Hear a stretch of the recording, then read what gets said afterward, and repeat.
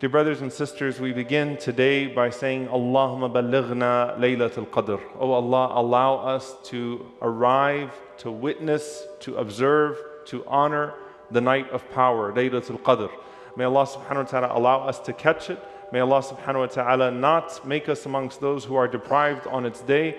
May Allah subhanahu wa ta'ala make us amongst those who are forgiven entirely for their sins. Allahumma ameen.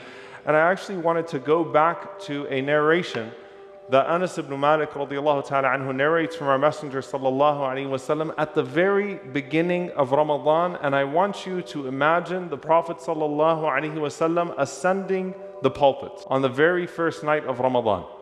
Ascending the pulpit to give a declaration at the very beginning of this month of Ramadan. So put yourself in Medina, and the Prophet ﷺ is going to announce what is most important about this month. And he stands up, sallallahu alayhi wasallam, and he says, "Inna hadha ash-shahra qad hadarakum wa fihi laylatun khayru min alfi shahr. Man hurimaha faqad hurima al-khayra kullah wa la yuhramu khayraha illa mahrum." The Prophet ﷺ stands up on the very first night of Ramadan, or on the first day of Ramadan, meaning in its very beginning. And he says, ﷺ, that this month has come upon you. That this month has come upon you. And in this month, there is a single night that is better than 1,000 months.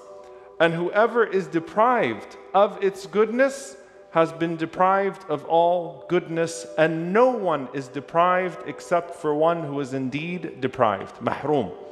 There's so much to unpack from this hadith, but to start off with the very idea that the Prophet ﷺ, as he introduces Ramadan, he chose one thing to focus on in this narration, as if he's telling you ﷺ, in the very beginning of Ramadan, the hunt is on. You have to be looking for that night.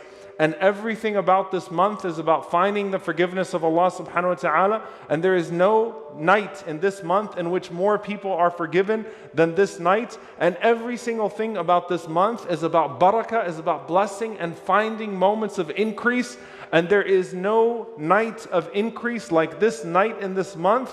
Do not miss out on this month, and specifically don't miss out on this night. There's so much to unpack here. Number one, the fact that the Prophet ﷺ is telling you that the whole month is indeed surrounding one night. And so if a person feels, as they look back on the first 20 days and say, I don't feel like I did my best, the prize of the month is still ahead of you. Inna alladhi tatluhu amamak, as Jibreel alayhi salam would say to the Messenger of Allah sallallahu alayhi wasallam, when the Prophet ﷺ did not know if Laylatul Qadr had been achieved yet, that which you seek is still ahead. And so that which you seek is still ahead. No matter what happened in the first 2/3 of the month, that which you seek is still ahead, which is the forgiveness of your Lord and that powerful night, the night of decree. The second thing, dear brothers and sisters, that we unpack from it is how the Prophet ﷺ looked at the one who is deprived on that night. How much do you have to miss out on that night? What a state you have to be in to miss out on that night. But here's the thing. If you read that hadith at surface level, then you can take the notion of deprivation in all sorts of directions. And so I actually want to spend a little bit of time with this. What does it mean to be mahroom? What does it mean to be deprived on that night? What counts as being deprived? Because remember that the Prophet ﷺ said, "La yamutanna ahadukum illa wa huwa yuhsinu adh-dhanna billah."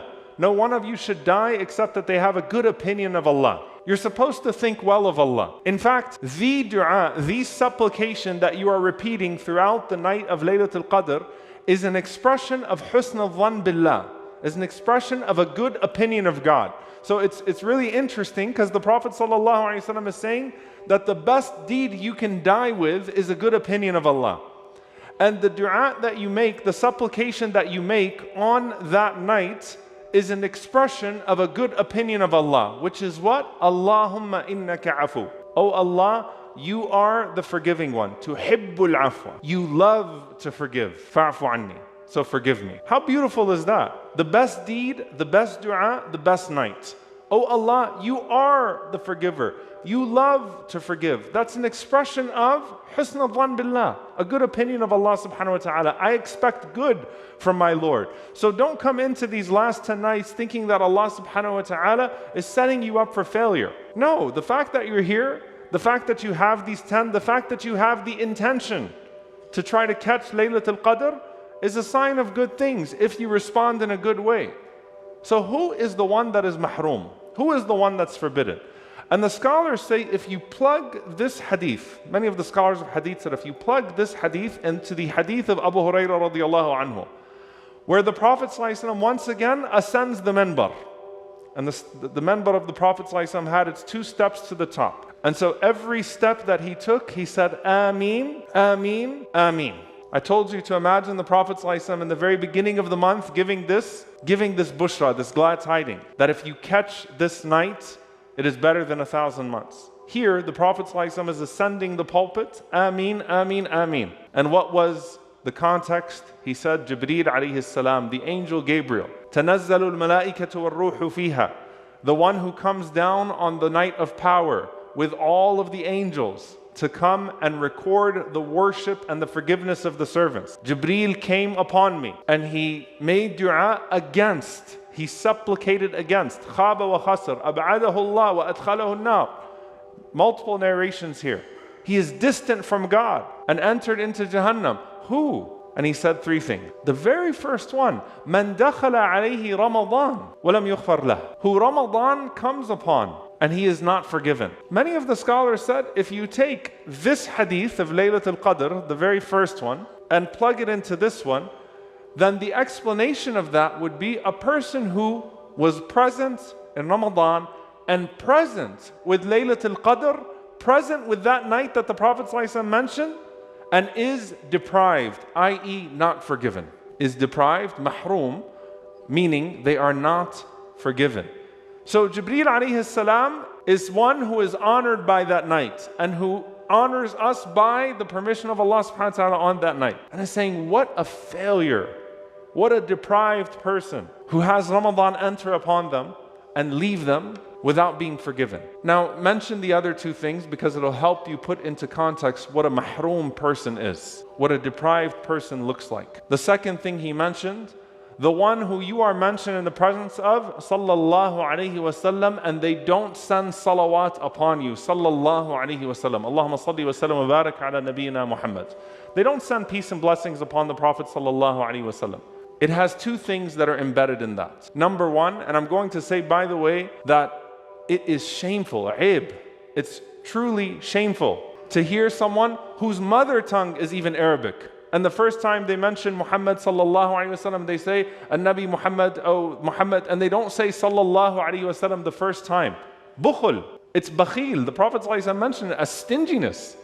What type of stinginess is that? You love the Prophet sallallahu alaihi wasallam.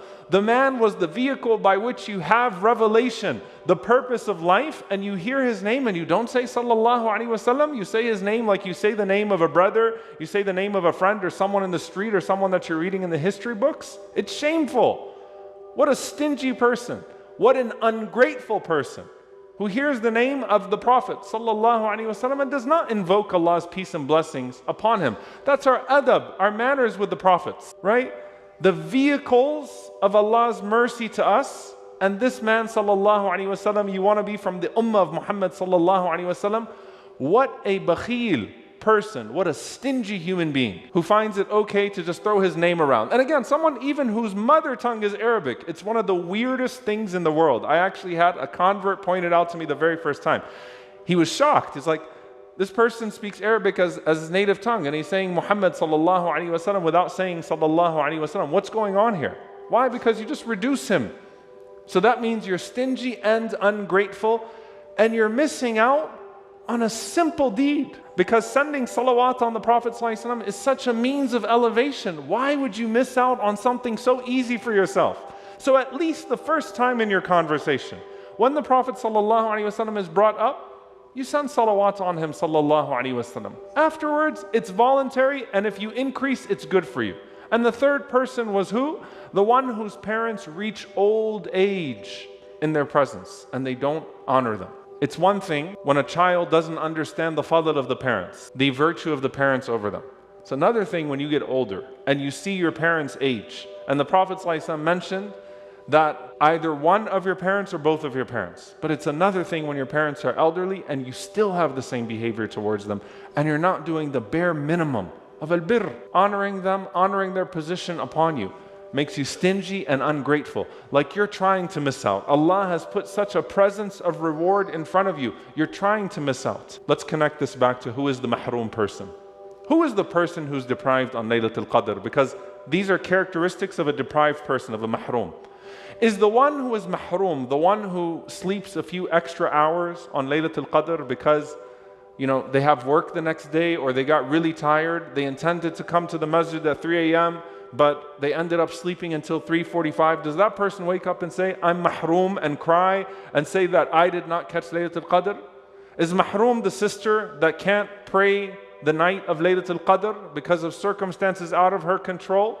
Is the mahroom the person who has a health issue or has a sickness to where they just can't stand up during the night and pray? Is the mahroom a person who doesn't read too much Qur'an on that night? Is a mahroom a person who doesn't make enough dua on that night? None of those things are true. First of all, the Prophet ﷺ said that if a person intends a good deed but they are withheld from it because of sickness or travel, meaning a circumstance out of their control, then Allah records for them that act of worship as if they would have done it perfectly. That's a good opinion of Allah. Allahumma innaka afu tuhibbul afwa. Because Allah loves to reward and Allah loves to forgive. So you put that away.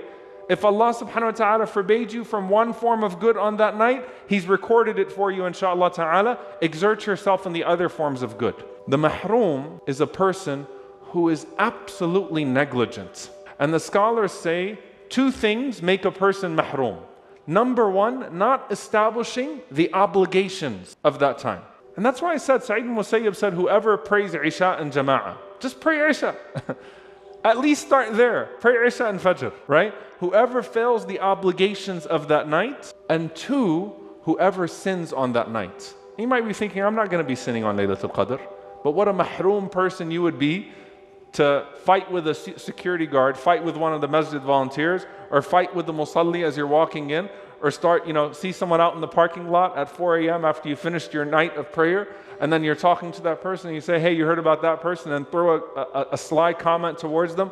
What a mahroom person you would be to, and I don't know, I hope no one in this masjid would do this, to be on social media, backbiting someone, or looking around, with the sins of the eyes during that night of Laylatul Qadr. What a mahroom person you would be. What a deprived person. So deprivation is not doing the bare minimum and sinning. Meaning what? That means that if you are just present and you just fulfill the obligations, the bare minimum, and you don't commit sins intentionally, inshaAllah ta'ala, you caught Laylatul Qadr. That's a good opinion of Allah subhanahu wa ta'ala.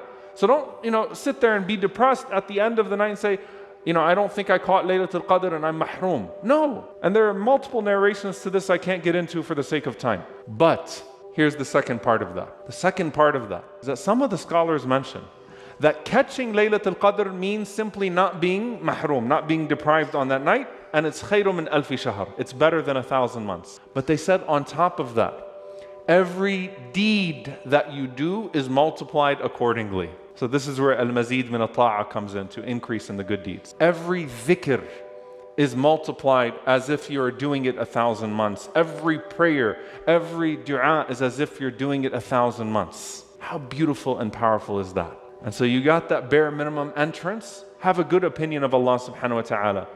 And say that dua and mean it. I have a good opinion of you, O Allah, that if I reach these last 10 nights and I am present and I'm not negligent, inshaAllah ta'ala, I'm written amongst those who got Laylatul Qadr. But I don't want to just get Laylatul Qadr. I don't want just one lifetime of good deeds. I want more and more and more and more. It's like the scholars when they mention Hajj, the logic of Hajj.